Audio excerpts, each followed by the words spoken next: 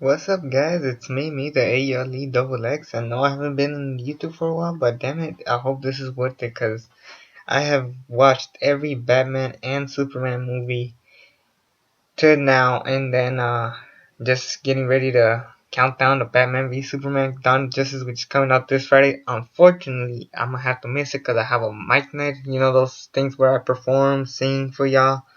Yeah, I hope to give you guys a preview of that soon, but hopefully you guys could support me with that.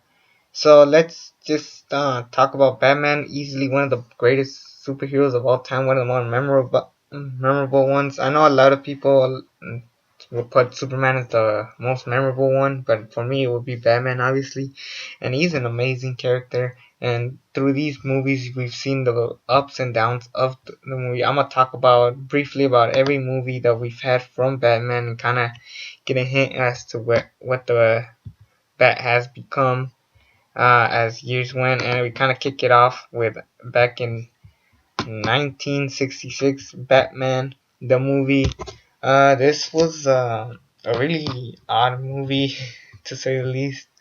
It was basically Adam West and Burt Ward, Batman and Robin, just fighting crime, doing their thing. You know, you had stuff like Joker, we had the Riddler, Penguin, Catwoman, just all of them just kind of like mashed into one, colliding just to take on the city of Gotham, of course.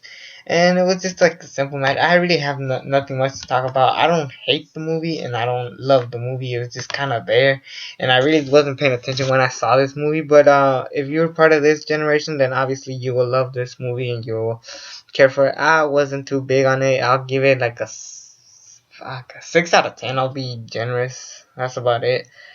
But then we kick off with what I believe was the first Batman movie, and that was, of course, Batman back in 1989 with Michael Keaton as Batman. You know, I was pretty kind of bummed out that they never showed the origin story until like much later in the years. Obviously, I wasn't born at the time, but you know, just seeing Batman as Michael Keaton was a great Batman. Honestly, he's a better Batman than he is a Bruce Wayne. I'll say that. I mean, he was good as Bruce Wayne, but he wasn't the best. Basically, he's been Batman from the beginning and just kind of just doing stuff. There's myths of him, like no one knew who he was. He was just kind of there. And then we get Jack Nicholson turning into the Joker, and he was just amazing. And we never thought that, you were saying to ourselves, the Joker will never be topped by Jack Nicholson. But lo and behold, a couple years later, we find out that there could be another Joker out there. And yeah, Jack Nicholson played a great role. This was just an entertaining movie, just basically what you want out of a Batman movie. The love story was the worst thing of the whole movie, but I didn't hate it as much as a lot of people did. I thought it was what Ebbs. Just having Jack Nicholson and Michael Keaton interacting as both Batman and the Joker is very entertaining. I'm actually shocked Robin wasn't in this movie, but I'm fine with that, especially with the movies coming after this. And it was just a really classic movie at the time. At the time, we only had Superman the movie, which was good, but you know, everybody wanted to see Batman the most. I thought that this movie delivered perfectly well, and yeah, I could say that it was very entertaining. I will say that some of the stuff that Joker did do was kind of goofy and dumb, but at the end of the day, it's kind of like what the 1966 Batman was trying to show us. But I love this movie. It was very entertaining. One of the better ones out there. People say it's overrated. I think it's great for what it is. Oh, for the fact that uh, Lando was in this movie. You know, Billy D. Williams was in the movie. I was pretty happy for that. Yeah, everything about this movie was fun and entertaining. Vicky Vale was whatevs. But you know, I love the movie. I'm gonna give it like between an 8 or 9 out of 10. I'm still not sure, but I really would say this is one of the better movies out there. I'll go 9 out of 10 because just for the nostalgia and the purpose of this movie, what it was trying to do. Then we had uh, Batman Returns, a movie that gets a lot of criticism as years go on. This time we got Catwoman as Michelle Pfeiffer. again a character that we didn't believe should be Wonder Woman until like later in the, I mean, the best Catwoman until years came across, and it was just. I'll say it wasn't bad, but it wasn't good either. You know, it was just kind of there. Obviously, Tim Burton's type of movies are to go a little over the top and just go ridiculous. I'll say this: Danny DeVito as the Penguin worked perfectly. Honestly, you cannot see anybody else play the Penguin unless if years later we get like I don't know, some other chubby short dude playing the Penguin. No offense to Danny DeVito or the Penguin or whatever. Yeah, Michelle Pfeiffer as Catwoman was, whew, that was a little too much for me, but it was pretty good, honestly.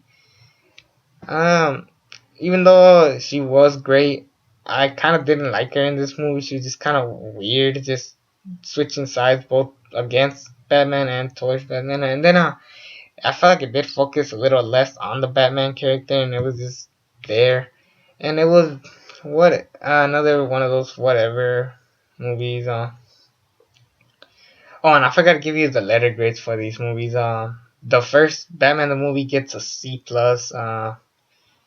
Batman 1989 gets like a A minus. I'll be generous and fair as possible. This movie, I'm gonna have to give it a C plus as well.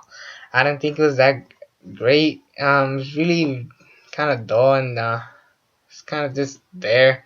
I really didn't care for this movie that much. It was, I mean, you'll watch it and not hate yourself, but I won't remember it as much as the other Batman's movies we've got. It's a 7 out of 10. That's as more fair as I'll go. I'll go B minus. It wasn't. I'm not gonna give it a C plus. I'll give it a B minus. I thought it had some cool stuff. A lot of people say this one was better than the 1989 one. I'm sorry that about that, guys, but I really don't believe that one bit at all. Just me personally, and at the time, like I said, we didn't have that many great Batman movies until this one. And no, I'm not talking about Batman Forever. I'm talking about Batman: Mask of the Phantasm back in 1983. What a great animation movie. We got a chance to see the origin story a little bit in animation form, which is something refreshing, I would say. Um, yeah, seeing this movie was a lot of fun. This plot here was a masked guy called the Phantasm. Everybody thought it was Batman, and the fact that Phantasm kills people just shows that you were wondering who was the Phantasm. And if you haven't watched it, go watch it. I really do recommend this movie. This is an A movie by far, a 9 out of 10. I don't think it's quite a perfect movie, but let me just talk about it more. Like, people think it's of course Batman, but of course Batman doesn't kill, no killing stuff. And we had some good stuff from the Joker. Whoever thought Mark Hamill's Luke Skywalker would be the perfect Joker voice of all time? That laugh just gets to everybody. If you don't believe me, Google it. Some of you already know what I'm talking about. Props to Mark Hamill. Give him a round of applause. He's just amazing as Joker. The greatest voice of the Joker. I know a lot of people try to do it, but honestly, no other Joker could top it. That's a cartoon, not a real life Joker, because that crown goes to Heath Ledger, but I'll get to him once I do it. And yeah, I really do enjoy this movie a lot. One of the more underrated ones, even though I did give it an A, 9 out of 10. It was just a fantastic movie that is animation, and also Kevin Conroy made Batman. Batman. I mean, we've heard his voice in games, we've heard it in movies, and yeah, like I said, this is just some of the greatest all-star cast put in voices. And yeah, I've just gotta say, go watch this movie. It's one of the more recommended ones, especially if I mean, the fact that it was in theaters just shows you how good it was. I mean, it was supposed to go straight to DVD, but Christmas we got a chance to watch it, and I'm really happy that that happened, because this is one of those must-see movies, and definitely better than the next one I'm about to talk about, Batman Forever. Oh my god, what the fuck? Where do I start with this one? I'll say this: it wasn't that as bad as people say. Val Kilmer as Batman was not bad. It could have been worse. Say that. Jim Carrey as the Riddler was perfect. I will say. Chris O'Donnell as Robin sucked. I'm sorry. Gotta be honest. Uh, at least you know, now that Chris O'Donnell's in and CIS or whatever CSI, well, that thing in USA, you know what I'm talking about. And it was just a in what average ass movie. And I'll say this: Batman wasn't that bad for Val. Val Kilmer wasn't a bad Batman. It had some cool stuff in it. It just didn't work because this is the last time Tim Burton. I mean, Tim Burton wasn't Batman anymore. I mean, Tim Burton wasn't making Batman movies anymore, and it just felt kind of off. And it this movie does have its moments. I'll say that I did enjoy some stuff. Definitely, the Riddler and Two Face were my favorite characters of the whole movie. Batman wasn't that bad. Robin, I really didn't like in this movie, especially after the next one. God damn. I think this movie does get a lot of hate, but I don't think it deserves all that hate. I give it a 6 out of 10. That's a solid rating, and it's honestly better than Batman the movie back in 1966. Really nothing, not a lot of bad. It does have like some shit, like the bad nipples, of course, but that gets even worse later. It's a C movie. It's not the best thing. It's not the worst thing. I actually enjoyed that movie. So, you can call me a fanboy all you want, but just my honest opinion. Um, then we get the worst of the worst: Batman and Robin. Whew, one of the shittiest movies ever. Easily, George Clooney is one of the worst Batmans ever. One of the worst Batman ever. And even George Clooney has said this in the past. Arnold Schwarzenegger sucked as Mr. Freeze. Uh, Uma Thurman was the best thing. Poison Ivy, I'll say that. But even that wasn't that entertaining. It was just such a fucking retarded ass movie. It was one of the worst movies I have ever fucking seen. And it is laughably bad. Unless if you're older than me, above 18, you get drunk and have fun with this movie, but I cannot have fun with this movie because I'm too young to drink, so there's no point of watching this stupid ass movie. The puns were just dumb. Bane looked retarded as shit, and honestly, you know exactly what this movie was for. It was just a big fat toy commercial. All they wanted to do was sell toys, and everybody has admitted that this is one of the worst movies ever made. Joel Schumacher even apologized to his fans. And rightfully so, because this is easily the shittiest movie I have ever fucking seen. Nothing to defend. The costume was even shitty with the fat nipples, the fat butt. It was just so fucking retarded. And the one costume that did not get bad nipples was Batgirl. And I'm just like, yo, this is just fucking stupid. And yeah, this movie just did not work. The fact that Robin was actually taller than Batman was said a lot, and he's supposed to be the sidekick. It was just a fucking retarded ass movie all the way through. What more can I say except F? This movie gets a F. 1 out of 10. Undefendable. Undeniably bad. And then the only good thing about this movie is the fact that it eventually leads to the Dark Knight trilogy. Starting with Batman Begins. I always debate this. Which movie is better, The Dark Knight or Batman Begins? And I'll go with Dark Knight simply because I do have more stuff to say about this one. Batman Begins is one of the best origin stories ever told in cinema history by far. Minus the whole having such a dull villain. I mean, seeing him training was a little lackluster, but the origin story they got perfectly, and you could tell that Christopher Nolan, Christian Bale, Morgan Freeman, Katie Holmes, Michael Caine, Gary Oldman, Liam Neeson, Cillian Murphy, they all mashed together and said, we have to make Batman right again. We have to tell the origin story from the beginning and show you that Batman actually was a great uh, character after all.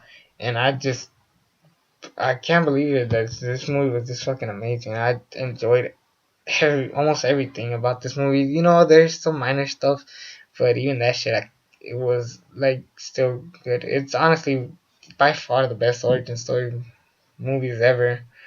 I love almost every moment about this. It was my favorite movie of 2005. I remember I was a kid. I was 6 years old watching this movie. Can you believe that? 6 years old, and even I could say I had fun watching this movie.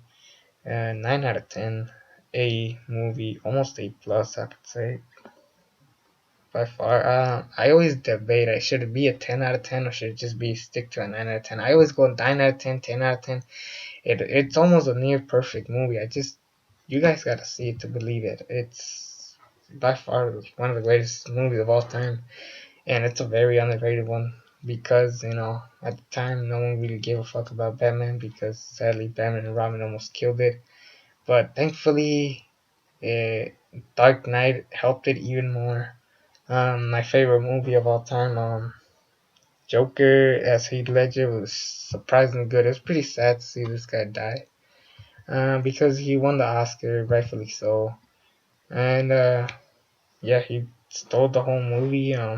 Just telling the story of Batman versus Joker, just seeing more to the Dark Knight trilogy, and also it shows that you know superhero movies don't have to be all about comics and connecting with a story. It could also be just his own like individual story. Feel real. Feel like Batman could be real. And honestly, replacing Katie Holmes was great. By with Maggie Gyllenhaal. She died sadly in this movie. It was just still. I mean, she did a way much better job than Katie Holmes by far. And Aaron Eckhart as Two Face was perfect. Oh my god, this is another one of the greatest villain stories out there. The way he was started and became him. I really do wish that the Joker did have its own origin of how he became the Joker, but even I could live without that. And yeah, it was just a fun ass movie, the greatest movie of all time, A plus, 10 out of 10, one of my favorite movies of all time, no doubt about it. Every Joker line was there. Uh, Christian Bale did a great as Batman again, even despite the voice that I never got a chance to talk to in the Batman Begins one, that worked perfectly as well. I enjoyed this movie a lot. Yeah, it's the fucking greatest movie of all time. I think it's by far the best one out of the trilogy. And it ends with a cliffhanger, which is odd to see. I mean, usually the second movie does usually end with a cliffhanger, giving tribute to, of course, The Empire Strikes Back.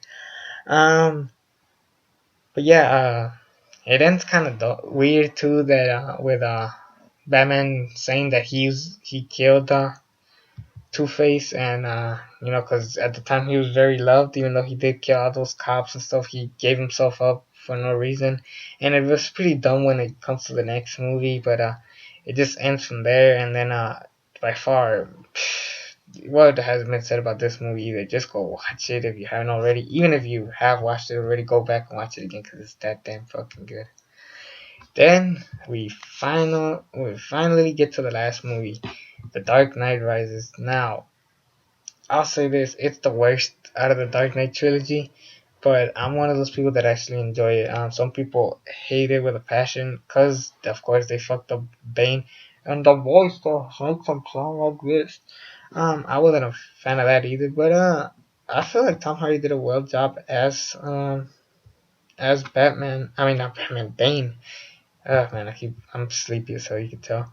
But this is the return of Batman. He's been gone for 8 years, and he comes back when Bane takes over, and Gary Oldman as James Gordon calls Joseph Gordon-Levitt John Blake, aka Robin. Um, he supposedly goes to talk to Christian Bale, saying that he needs Batman because he believes he knows that he's Batman, and he needs to get him back. So Batman returns for the first time, but the cops are after him as well after the situation between him and Two Face, and the fact that Bane actually told the true story of what happened to Two Face. He wasn't always the good guy. He was actually turned bad because Joker played him. And Bane did a well job in this movie. I am disappointed with his look. I'll say that. Miranda, uh, Marion Cotillard was not the best actress for this role that she did get, but it was whatever. And it was pretty good to bring back everybody back just to finalize the Dark Knight trilogy with a passion. And how the hell can I forget about Catwoman? Damn, this is by far the best Catwoman we've ever got. Anne Hathaway nailed that out of the park. She got the sexiness, she got the look, she got the strength. She felt like Catwoman. I loved her in this movie a lot. By far the best character of this movie. The highlight of the whole movie was Catwoman, and it ends pretty weird. I feel like it did end pretty dumb with Superman. Not well, it felt like Superman, but Batman just flying all these nukes and stuff and just getting away. And then Bane's death was also pretty dumb. Anne Hathaway just running him over, killing him there. Not a fan of that either. But there was a lot of good that even the small bad stuff I did enjoy. That the fact that it was a great one, but this is not even close to a 10 out of 10. It's a 9 out of 10. I'll give it that. It's a A minus. I'll say that it is a very perfect movie, but it does have its flaws. Just know that, and it still has its enjoyment. And the finale, I mean, for the last movie of Dark Knight, I do feel that it's weird that it would end with Robin or Joseph Gordon-Levitt, John Blake, the cop, ending it off knowing that he's Robin. It was just it was nice, but it was also kind of weird. So definitely one of the better ones of the movie. And I know you guys are gonna want me to rank all the Batman movies, but don't worry, I actually do have them ranked. Uh, coming. There's a total of 9 movies. Wow, 9 movies. 10 if you want to count Batman vs Superman, but I haven't seen that yet. Of course, let's see how Ben Affleck does. Hopefully, but 9 by far. Batman and Robin is one of the worst movies ever. Then I would put the Batman movie 19 back in 1986. 1966. My bad. Then it will be Batman Forever at number 7. Then it's Batman Returns at number 6. The Dark Knight Rises at number 5. Um, Batman 1989 at number 4. Batman Mask of the Phantasm at number 3. An underrated movie that you should definitely go watch. Batman Begins at number 2 and The Dark Knight at number 1. Easily, that's my ranking of the movie. Those are just some quick thoughts of the movie. I'll get to the Superman movies when I get to them. Don't worry. Just know that it's late night and I'm just doing this kind of last minute just to keep you guys happy and keep my YouTube channel going. Subscribe to this channel if you haven't already. It's me, the aLeXx, and until then, I'm out.